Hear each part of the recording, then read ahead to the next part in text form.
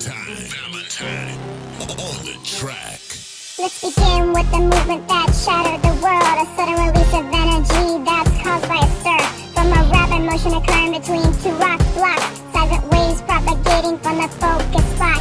We call it an earthquake. Feel the ground as it shakes. The epicenter, but the focus origin of the quake. There's also the fall. A breaker cross blocks reverse. Three types strike, slip, normal, and reverse.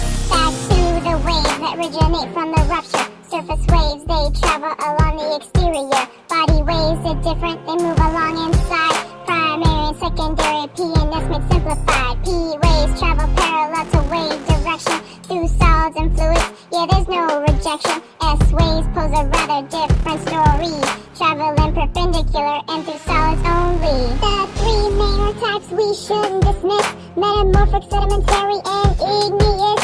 Igneous solidifies from molten rock. Intrusive cools slowly, extrusive does not. Fall from electrification, pack sediment.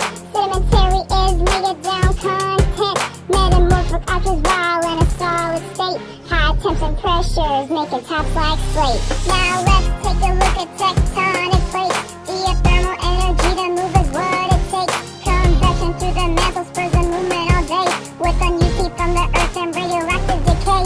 Different boundaries occur now at these plates. Convergent, transforming, divergent states. Divergent plates move apart as your crust is erupted. Torrential plates move past each other, yeah, the land is disrupted. Oceanic crust gets pushed under the continental. It's the subduction zone, yeah, it's all environmental. With volcanic arcs and deep focus earthquakes, stratovolcanoes too. Yes, there's a lot at stake. Ocean to ocean, one subducts to form a trench. Continent to continent, mountains will rise to the end. All that's left to say in this educational spiel is to use 1600, it's been totally real.